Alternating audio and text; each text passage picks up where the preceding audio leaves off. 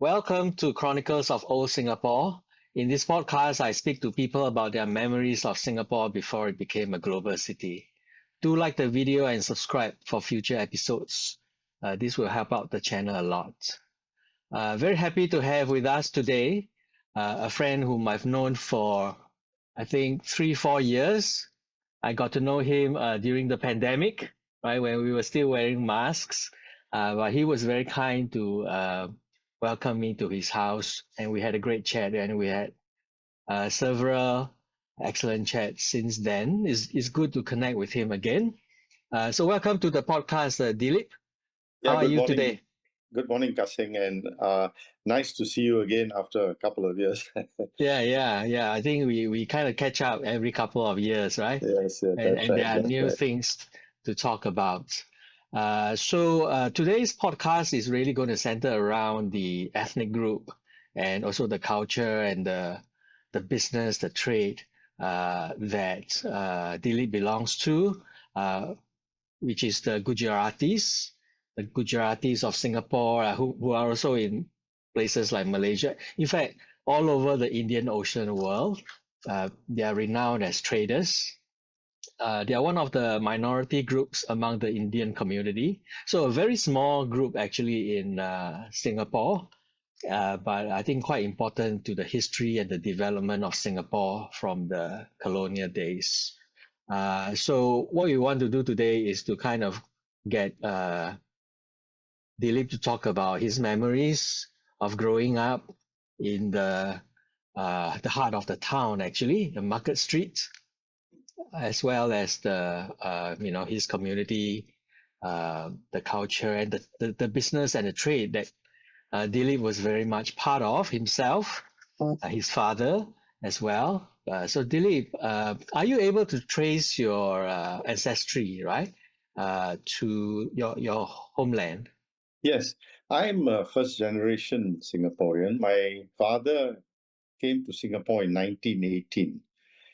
We come from a part of India known as Gujarat. Now, Gujarat has a very large coastline, and it's very situated at a very crucial point, near the Arabian Sea. It is also very close to a lot of the Middle East countries as well as Iran and places like that. So, and in Gujarat by itself is also a state where natural resources in the sense of forest and what have you are absent. It's more a part of it is semi dry. So a lot of Gujaratis by nature had to sort of venture out. I'm talking 150, 200 years ago to make a living. And in fact, Gujaratis in those days would mostly be going to Indonesia or to the Middle East. Some of them would settle down there. Like, for example, would go to Indonesia to buy sugar. In those days, you won't believe it, but Indonesia was a net exporter of sugar. And Gujaratis will then have surnames like Khanwala. In our language, Khan means sugar. So the Wala, the big, Ah, yeah. But anyway, and my father finished his schooling. And in those days, there were 5, 6 Gujarati firms in Singapore, already established in Singapore. And by nature, Gujaratis tend to be pragmatic and conservative in approach. So most of these companies that were in Singapore would buy a shop house. Now, the idea of buying a shop house was that you could have the office on the ground floor, and on the first floor, you could house your staff.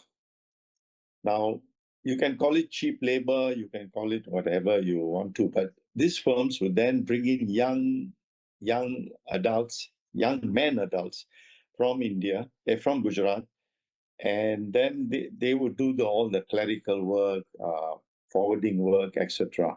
But it was a cheap way to run an organization because the employer will have a cook, a dhobi to wash their clothes, etc. And these guys would have to work from Monday to Saturday, 12 hours or 14 hours. Yeah. Sunday would be off, that sort of thing. So my father came in that position, Oh. and that's how he established himself here. Now, he also, of course, Gujaratis by nature are entrepreneur. So after a couple of years with what do you call it, with his employer, he decided that he must start up on his own. So he also bought a shop house in Market Street, and that's how I grew up. Yeah, and then having bought the shop house, so of course he brought my mother back to Singapore, and then of course I was born, and so was my brother. So for the first 7 years of our life, we grew up in Market Street.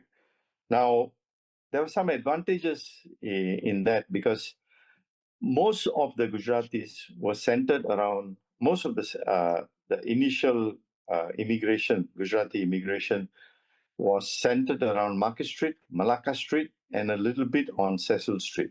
And most of the Gujaratis adopted that model, which is the business in the what do you call it in the on the ground floor, and the families would live on the upper floors. And it also provided as it was also like a magnet for what I would say uh, uh, community cohesion, Spirit. Yeah. spirit, Mm. Mm. because in the evenings, especially on Saturdays and Sundays, in those days, Queen Elizabeth Walk was within walking distance of Market Street. The streets were completely deserted at night. There was no activity at all. You could stand in the middle of Market Street and perhaps not be knocked down by a car for 1 hour. It was that Mm. quiet. So we would. So the children and the families would all congregate in Mount Elizabeth Walk, where gardens were there overlooking the sea. The men would sit in one round circle, and the women would sit in one round circle, gossip, whatever they have you. And we, the children, would then play in Mount Elizabeth Walk, you know. And at about 7 o'clock, everybody will proceed home and have their dinner and what have you. And the beautiful part about the whole thing was that, in spite of the fact that a lot of these businesses are competing with each other, when they met in Mount, when they met together for in Elizabeth Walk, they would be talking about other things, about politics or what is going back in India and all that. Because don't forget, they were fresh immigrants, so their roots were still in India. You see, Right, right. and Dilip, can I ask you a few quick questions to just get a better sense, right? Like, yeah, what's your father's name? my father's name was Panachand, Okay. Panachand, Panachand. And like, did he come from a certain village or town in Gujarat? Yes, a lot of the Gujaratis who came to Singapore would either be, you see, Gujarat is also broken up into more or less 5 districts, known as Kutch, known as Saurashtra, known as Gujarat proper, Surat, and then, of course, you have what are known as the areas where, a lot of the Aboriginal people live. And it's known as Sundarbans or something like that. I don't know the exact name. Mm. Now, the people who were in Kutch, which is completely bordering the sea, a lot of them went to the Middle East and Africa. Mm. A lot of Gujaratis who were in Saurashtra and in Gujarat also went to the Middle East and South Africa, but they would also come to Singapore, Indonesia, somehow or other, and Malaysia, of course. Somehow or other, I don't know why none of them went to the Philippines or, Mm. for that matter, Borneo or whatever. What have you? It's just a funny thing. Maybe because the trading side was very active in Singapore and in Penang, for example. So Right. that's how it was. So my father came from what is known as Saurashtra. Now, to give you some background about Saurashtra, is that Gandhi came from Saurashtra. The founder of Pakistan, Muhammad Ali Jinnah, also came from Saurashtra. So it not only bred what do you call it, businessmen, but as politicians too. Politicians, yeah. To, people who founded Mm. Pakistan and who founded India, in the sense that, got the independence from the British. Right, right. Okay, so let me ask you if that Sarastra, right, where Yeah. your father came from, is that important in terms of the kinship and the Gujaratis that you invite over to work in Singapore? Yes, So do yes. you, yeah, yeah, right. Yeah, normally, what would happen is, I'm talking of the 40s and the 50s. Huh? It's Mm, not relevant now.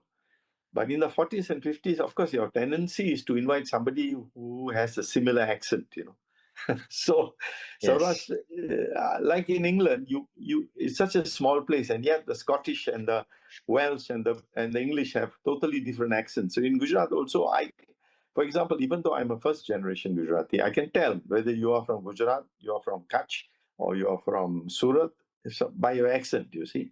So a tendency is there, that this guy, that guy, so you call him over, and so all the young men who came Mm. initially would, obviously, if you are from Saurashtra, you call the guy from Saurashtra. If you're from Gujarat, you call all the young fellows from your hometown, sort of thing. Yeah.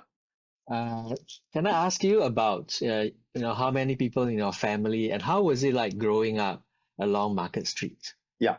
Now, it was what I can recall, because it's been a long time ago. What I can recall, it was a very pleasant upbringing. Even though my father had his cousin, his brother's son he had called him over. He had my mother's brother over. So there were more or less like 14 of us, Wow. one toilet on the first floor. And yet, and don't forget, there's no such thing as proper rooms, All the rooms were like partition, wooden partitions, one flipping fan to, what do you call it, uh, air the rooms. And yet, my upbringing was very pleasant. But you see, my father had also, during the war years, sent my mother back to India. And we were left to the management upbringing to a Chinese lady who was the mother of our Chinese Kapala, the coolie. The coolies, you have Kapala. Mm, I mm. don't know whether you know the word Kapala, but the Yes, head yes. head coolie, So his mother looked after me and my brother. So we were brought up by a Hokkien lady. I still remember her name, Gimo. Wow. So yeah, and I still remember her. Mm, She would be dressed in those uh, cotton pants and top, and very kindly lady. She learned, and don't forget, my father was a strict vegetarian, my mother was a strict vegetarian, and yet she would cook and everything for us, you see, and mm, maintain the house. So it was a very pleasant. And don't forget, I told you about Mount Elizabeth Walk. So we got to know all the other fellow Gujaratis. In the evening, we'd all go to Mount Elizabeth and play safely and mix around. And so it was like a community living. There wasn't much mixing with other races mm. in those Were, days. In those were days, there were there other races in the neighborhood in around the yes. Market Street area? Well, on my father's left side were the Chettiars, the South Indian moneylenders. Mm, Huh. And then on the right side were a couple of the Chinese businesses. But the Chinese businesses, somehow or other, did not stay in Market Street. And they didn't have this system of bringing people from China, because there were enough Chinese people in Singapore by itself. So they would be employing local guys who were already settled in Singapore. So at night, their offices will be closed. They will all be going either to Chinatown to stay, or to Kent Street and all these places where So there won't be any children around from the Chinese side. So, mm, but basically it was Chinese and Indians. That's it. The Chettiars, that's very interesting because historically Market Street is known for the Chettiars, right? Yes, yes, yes. But I kind of understand that after the Second World War, many of them went back to India. because there were more controls on money lending and things like that. No. They were there till the 1970s, my friend. Until No, 70s, yeah. no. They Mm-mm. had a thriving business up to the 70s. These controls only came in, I think, After independence, maybe. after Lee Kuan Yew Ah, okay. became prime minister. I Mm, think those controls came in, and then this. And anyway, by then, by the end of 70, Market Street disappeared because the government acquired all of us, right? So Market Street was gone. So that the Chettiars, I think, then all gravitated to their temple in Tank Road, in mm. Tank Road. And I think they built small offices there. But it was a dying business anyway. So, Yes, right, yeah, right. with all the The- controls and, with all the, and I think by then banks were also a bit more liberal about lending money and things like that. And why would anybody want to go to a money lender? Right, So I right. think it was a dying business. Can I ask you then, because your family was in business as well, your father was in business, did he ever borrow money from the Chettiars? No, never, No, huh? never. My father, Gujaratis by nature tend to be prudent.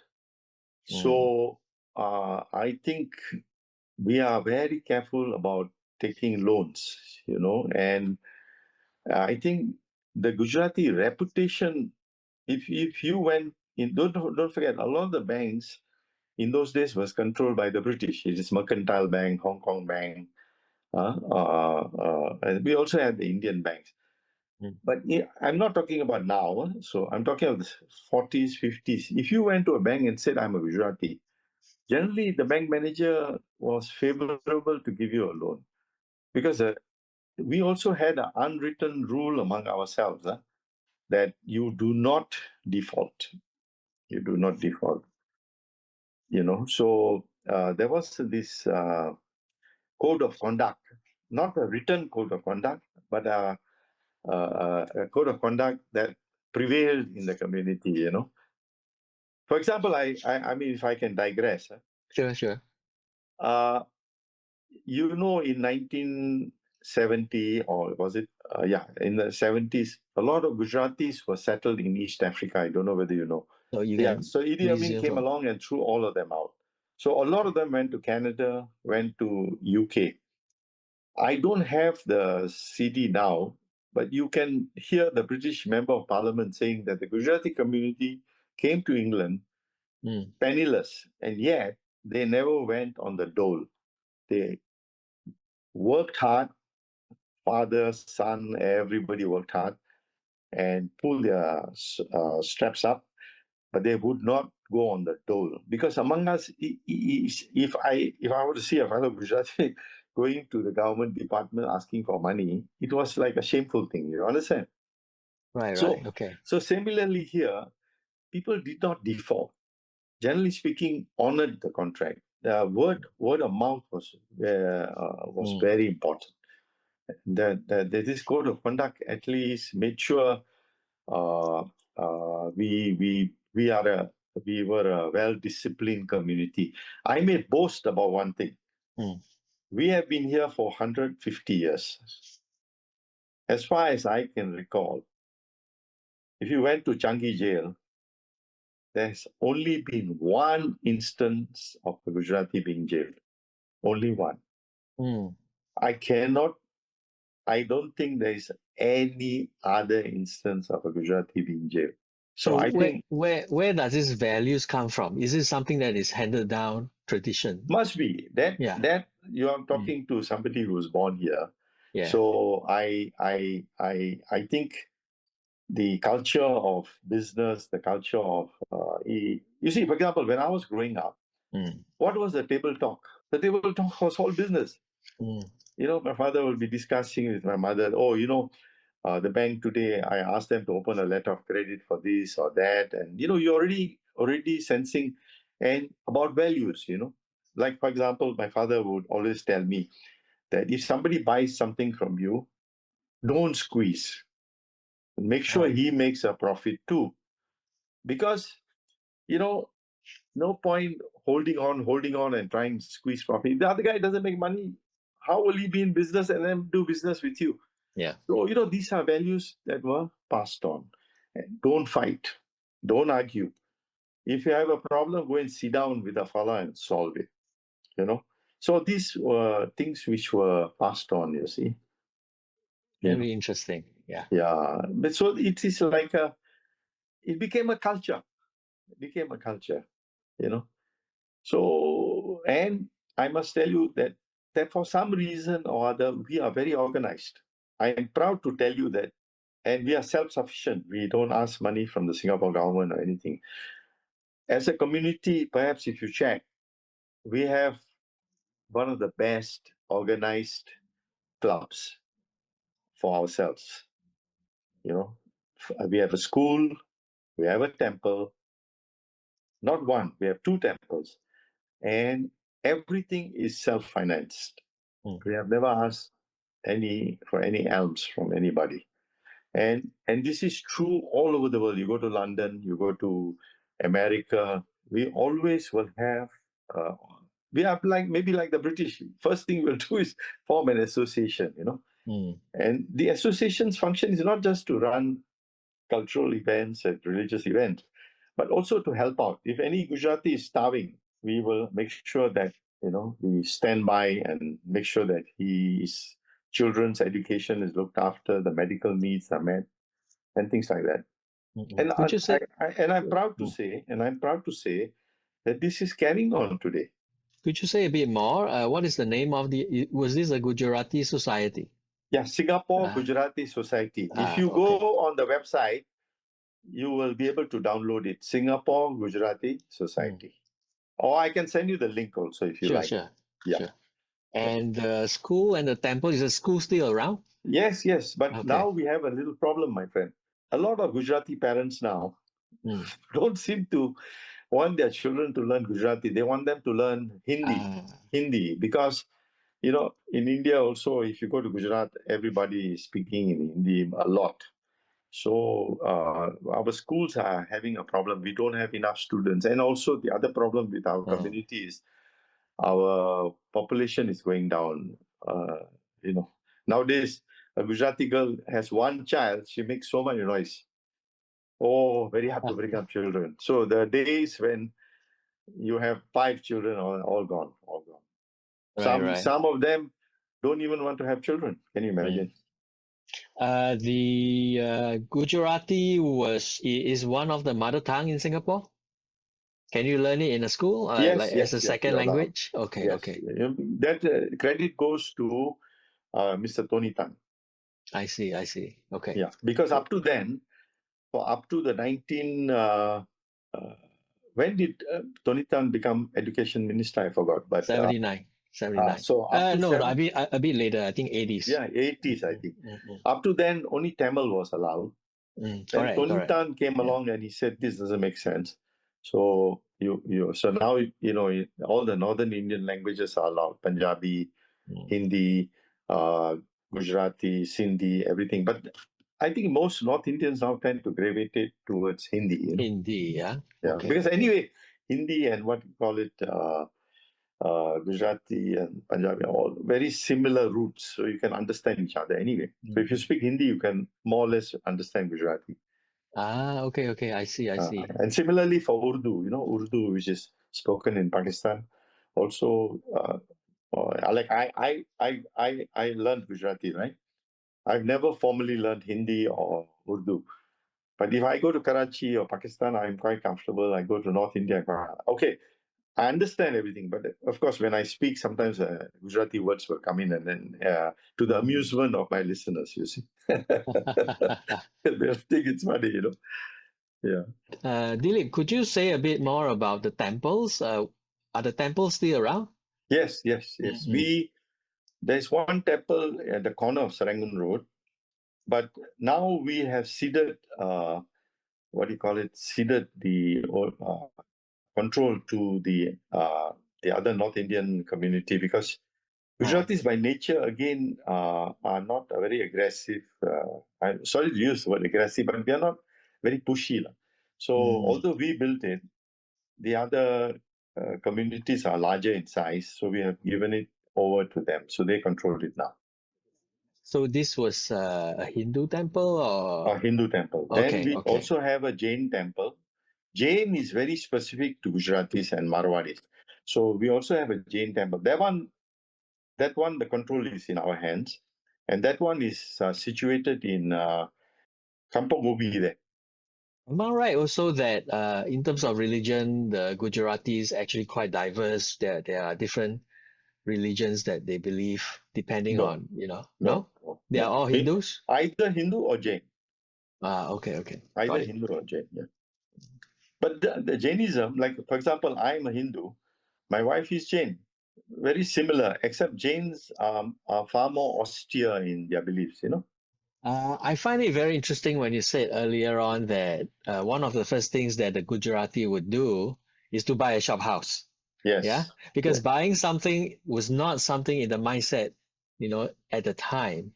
And nowadays, right, if you can buy a shop house, you'll be quite rich. And Yes. nowadays, if you don't have a shop house that you own, you end up paying thousands in rent, right? Yeah. Yeah. But you see, Uh, this mm, philosophy yeah. has been extended to America also. A Mm, lot of Gujaratis, especially a subgroup in Gujaratis known as the Patels, went to America. What do you think they did? They didn't have much money. mm, So they bought motels, MOTEL, mm, mm, motels. You know why? First of all, straight away, once you buy a motel, husband, wife, children all can work together, right? Secondly, free accommodation one, because if you have a motel, you have a living quarters, so you mm, don't have to spend money on anything else, right? At the same time, your human body, you are providing service, so you make a living, right?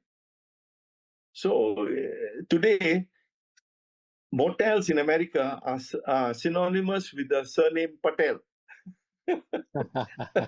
No, seriously, I think 70% of the motels, I may be wrong now, but I was told 70% of the motels, maybe 80% of the motels in America are owned by Patels. So you see the logic. You get it? You go there, you buy a motel, you got accommodation already. You're not dependent on anybody else. So, you don't suffer from discrimination or what have you. And your husband and wife can work together 24 hours a day and you make a living. Then your mm, children, and you see, once you have that income, today in America, in England, the children are not following the businesses. Now they have all become professionals. mm. Same thing in Singapore. Today, there were, I think, 30 or 35 Gujarati business houses. Huh? Today, maybe two left. Uh-huh. Only two. All the children are professionals. Look at my family. all, all professionals. The business is finished, over, done with. Yeah. Did you ever ask them if they are interested? No, because Yeah. Singapore, as far as trading business was concerned, and Mm, that is linked to the Port Authority of Singapore, mm, also I think the philosophy of the Singapore government, uh, that this, what do you call it, this SMEs yes. uh, don't really have much of a role in the entrepreneur trade of Singapore. Mm. So I think, what do you call it, it was always a sunset industry in Singapore. Yeah, I mean the government did not prioritize SMEs, right? No, Even all local companies in general, right? yeah, Emphasis was on the MNCs and the yeah, GLCs, yeah. So yeah. there was hardly any space for local No, companies to no, even the operate. Chinese companies all have Yeah, all yeah, disappeared, all mm, disappeared. And a lot of the Chinese companies here, like whether they were Teochew or whether they were Hokkien, yeah. depended on Indonesia and Sarawak. And now these boys in Sarawak and Indonesia, the new generation, will tell the older Chinese, you go to hell, man. I don't care whether you're Teochew or Hokkien. If I can sell direct, why should I sell to you? Why should I Mm, send the goods on consignment to you? And the new generation have a total different perspective, you see. Total mm, different perspective. If they can do direct, why should they? They have no loyalty to their clans or whatever they have no loyalty. Just like the Gujaratis, we also have had undergo a major change. Well, let's talk about the trade there in the old days. Mm. What trade was this over, and how was it conducted? You see, Mm, in the old days, basically when these firms were opened in Singapore, I'm talking in the 40s and 50s, right? mm, There was a huge demand in India, for example, for betel nuts. Now, where did betel nuts come from? They came from Indonesia, to some extent from Malaysia. mm, mm, So these people provided a role by buying it locally and then shipping it to India, to Pakistan, and to Bangladesh. All right? All right. India required things like cloves. So where did the cloves come from? Zanzibar and Madagascar. But Zanzibar and Madagascar will not ship small quantities to India because, first of all, shipping problems, right? There were no proper shipping between Zanzibar and India. So Zanzibar would then ship the goods to Singapore. And then from Singapore, part of it would go to Indonesia for the credit industry and part of it will go to India. So there was a role for these middlemen. Do you understand? yeah. A lot of the middlemen also played a role in the sense that, for example, Taiwan was banned by many countries in the world. Mm, But Taiwan was a big producer of yarn, yarn. So how did they buy the yarn? They bought the yarn via Singapore companies. Do you understand? Another thing, for example, let's take textiles. South Africa was banned. mm, So my father had a small role there. He would bring in the textiles from India and transship it in Singapore, calling it goods of Singapore origin, and ship it to South Africa. So Singapore middlemen had a role. Also, Singapore middlemen provided a financing role. For example, the banks in Singapore would provide financing, right? So my father could give credit to the importers in Middle East, to the mm, buyers in India. So 90-day draft against acceptance. So so we also had a small financing role here. Our interest rates, I think, traditionally have been much lower than the importing countries. So we had a financing role too. So Singapore had a role, and mm, and transshipment, bringing goods into Singapore was cheap. You had the coolies available, everything available. All these levers of business are gone now. The port authority will kill you by the time you take the goods out and ah, put it in a warehouse in Singapore and reship it. The port authority will have the profit. You won't have the profit. So, and the coolies have disappeared. Transport cost is so heavy. So, unless you are adding value, there is no point in bringing in unprocessed goods and shipping out unprocessed goods. Yeah, there's mm, no role at all. So it was a dying business, always been a dying business. And as I told you again, very important in this type of business is the relationships, right? yeah. So Kasing, you are a fellow Gujarati, so I trust you, right? So I'm in the producing center, so I'll say, okay, I send my goods to Kasing. Now in this century, now in 2025, I don't care if Kasing is Gujarati or what. I can't be bothered. Mm, You pay me, I give you, provided you pay me my price. Finish. End of story. You see. Otherwise, I ship direct to my buyers. So this is happening. You see. Look right, at right. yeah. Look, I was a very big peanut importer from Mm, China.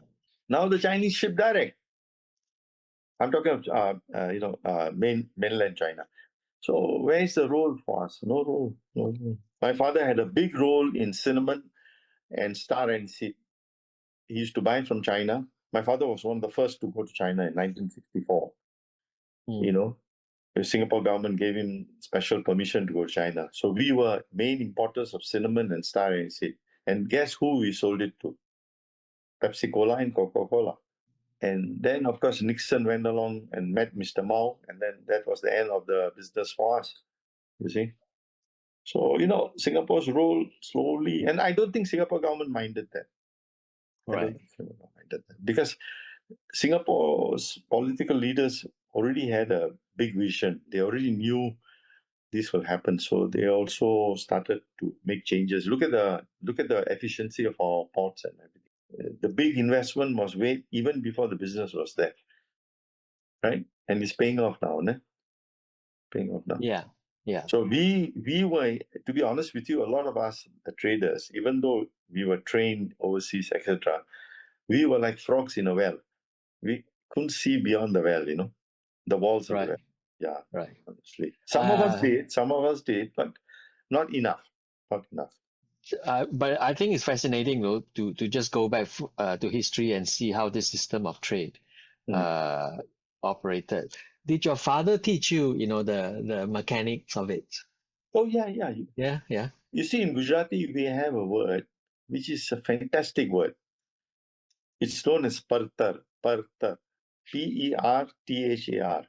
That's the first thing my father taught me. Mm, Now, you know what's the meaning of Perthar? no. Let's say I'm in the pencil business. So I approach Stedler, right? And say, can I buy the pencils from you? So Perthar means the cost of bringing the pencils to Singapore, financing costs, shipping costs, unpacking it, putting it on your shelf. So how much does one pencil cost? That's the Perthar. Now, today, for example, if my father was alive and said, I want to bring in German pencils, he'll ask me, what's the Perthar? Mm, Then you turn around. The next question to me will be, what's the Perthar of bringing a pencil in from China? Then I'll tell him, oh, German pencils are quality better, but they'll cost 3 times more. My father will say, well, pencil, why must you pay 3 times more? You buy from China, the Perthar is much lower. So that's the first word he taught me, that, the cost must make sense. mm. So, That, these things were taught to us. does The that mean value, value or cost? value, value, value. Value, Yeah, value, in the sense, value is associated with cost. Yeah, mm. landed cost, the cost of offering it to somebody. Yeah. I mean, did you ever get daunted, right, by the scale of this trade? All right, as you say, the places you mentioned, they are far away, and then you see the goods disappear over the horizon, right, and it's got to go to the destination. Were you ever worried? No, Uh, because no, yeah. no, because you see, Mm, you are taught early, mm, very early, about assessing the what do you call it, the assessing the need and the quality of the customer. You're mm, taught very early. So I think, generally speaking, I must be honest with you, in spite of the high volume of business I did, I had frankly no bad debt. No bad debt. I had instances where payments were delayed or payments were not made, but the structure I created, I could recover my money. That means if you right. don't pay, you don't get the goods. End of story. If I may illustrate, can Mm. I give you an illustration? Yes, yes, please.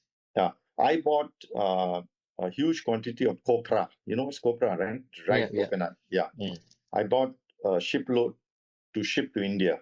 And the mistake I made was, instead of asking for letters of credit, I asked for draft against payment. So, of course, the Indian buyers told me, can you give credit? I said, no, no, I never give credit. You want credit, you go to your bank and get the money and get the credit. But I don't give credit. I changed the policy of my father. I never gave credit. I said cash or nothing. Okay. So, when my ship arrived in Bombay, the copra market had declined. So this buyer said, "Oh, you haven't shipped copra. You have shipped us charcoal. oh, Just an excuse not to pay." See, right, right. so they're telling me, "Please cut your price." I said, "No, I won't cut my price. First, you pay my documents, then I cut my price." They said, "No." So my goods got discharged in India. Mm, Now, in those days, India's laws were very archaic. So, all kinds of procedures were required and all that. It took me 6 months. I refused to budge. My goods were lying in the Indian port for 6 months. I paid demurrage. You know what's demurrage, right? If you the port charges, I had to pay demurrage. I brought the copra back to Singapore, so I didn't lose money because God is great. When the copra came back to Singapore, the market has shot up, so I recovered everything. So okay. you see, the mistake I made was I had a whole bunch of buyers. If I sold it just to one buyer, I could have easily solved the problem. But I wanted to also earn a bit extra. So if you charter a vessel, and fill up the whole thing, then the freight is lower, and and the cost of buying also is lower. So the greed took over, and I paid a bit of a penalty. You see, Right. so 6 months, the copra. Were you stressed by that? not really. No, huh? Okay. One Okay. thing about I must tell you again, this in business, nothing has ever stressed me. Really? Yeah, because somehow or other, I don't know. I always think there's a solution. There's a solution. Would you agree that most Singaporeans today have no appetite for this? No, I would agree with you. I agree. Right. I mean, this thing about that it was charcoal. I mean, that's quite ridiculous, right? I mean, on Yes, your yes. part, right? Did you ever receive, like, metaphorically speaking, rocks in the shipment?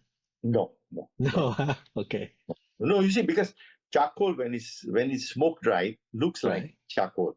I mean, Okay. copra when it's smoke dried, because it's basically used for oil extraction, right? So it's very dark in color and all that. So it looks it was just.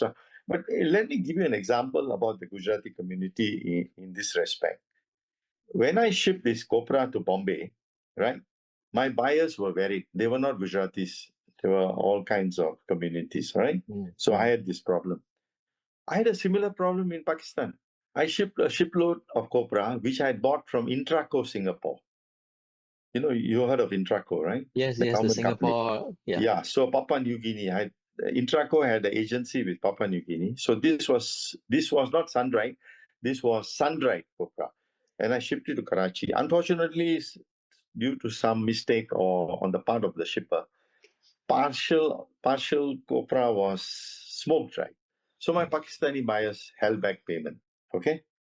So I flew to Pakistan, and my agent then called a meeting. Now, in Pakistan, all the buyers were Gujarati Muslims who had emigrated from Gujarat. Okay.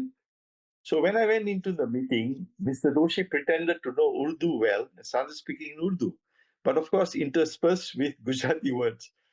The chairman of the buyer, there were 7 buyers, the chairman looked at me and turned to me and says, "Why are you speaking Urdu? You are Gujarati, right?" So I said, "Yes, I'm Gujarati." "Oh, which town?" So I gave him the town. "Oh, my town is just next door. My parents were there." He told all the 7, "Pay his documents. This young man will settle our loss. Just pay the document." Then his next word to me was, "Hey, young man, when are you free for lunch or dinner?" So I spent 7 days in Karachi being hosted for lunch and dinner, lunch and dinner, lunch and dinner. I nearly died. Came back to Singapore. I negotiated with Intraco a compensation and paid them. So you see the difference again. Yes. The community took over, even though they are Gujarati Muslims who emigrated but their roots were Gujarati, and they straight away connected with me and straight away said, no argument, no fight, pay his documents. Trust him. Right. I trust him, he said. I think just for the sake of the listener, right, the Intraco was a trading company set up by the government, right, to trade with other countries. From what I know, I don't know much about Intraco. It was a real struggle for them because they didn't know how to trade, basically, right? I mean, it was run. I can't comment on that because Yeah. I I mean, don't have much it was experience. run by civil servants. Civil Yeah. servants, yeah. Chandradas and gang, Chandradas was the manager. Were there any Gujaratis in No, Intraco? No, no, Okay. no. It's a really No, funny story. but to be very frank with you, I really didn't know the operation. Sure. I just bought copra from them. That's about it. Yeah. I mean, there are so many intricacies and nuances in this maritime trade, right? That Yeah. to just form a company is not easy. To learn the things that you learn from your father and the people before But them. you Yeah. say that my father was so popular in China, mainland China. Okay. Tell us about that.